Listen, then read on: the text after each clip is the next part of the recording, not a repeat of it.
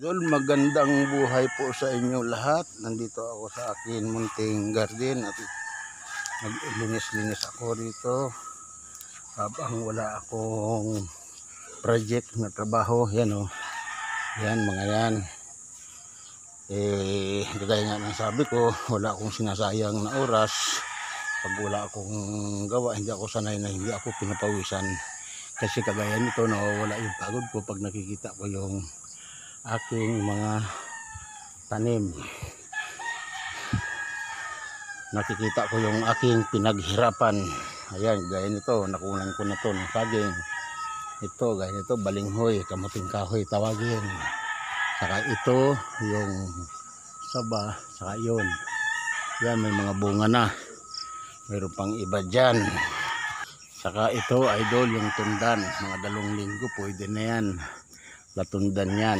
Marami pa akong lilinisin dito sa paligid. Yan, mga yan. Ako dito, marami nang nakuha na mga tundan saka saba. Marami na. Kasi sana, gaya ng iba, huwag tayo magsayang ng oras kung mayroon kayong tataniman, magtanim. Para mayroon tayong kakainin at mayroon aanihin. Ayun, mayroon pang bunga yun. Saba. Saka yun pa, yun. Mayroon pa rito. Yun o. Yan, lilinisin ko pa ito. Yan mga yan. Tanti lang naman yung tinataniman ko. Yan libangan ko pag wala akong trabaho. Kasi nga hindi ako sanay na hindi ako pinapawisan. Gusto ko pinapawisan ako para piliin natin na maging malakas ang katawan natin, healthy. Kain tayo ng mga gulay-gulay, kung anong dapat nakainin. Diba? Gaya nito ng tanglad. Yan o. Yan. Marami yan dyan. Puro tanglad tinatanim ko. Balinghoy. Pwede nang bunutin ito. May laman na. Yan o. May laman na yan. Kasi nung nakaraan taon pa yan. Ngayon inabot ulit ng ulan. Diba? May tubo rito. Yung mahilig sa tubo. Yan. Pinapalaki ko pa yan. Ganyan ako magtanim dito.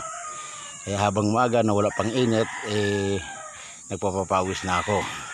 Papawis na mayroon pakinabang. Ganon. Kaysa naman magtakbo-takbo ako dyan, may madapa pa ko. Dito na ako sa aking munting garden. Ganon lang po sa inyo. At ingat po tayo palagi. God bless po sa inyo lahat. Idol, ingat po tayo araw-araw. Salamat po sa suporta sa aking video in-upload araw-araw. Thank you very much all. Bye-bye. Ingat palagi. See you tomorrow.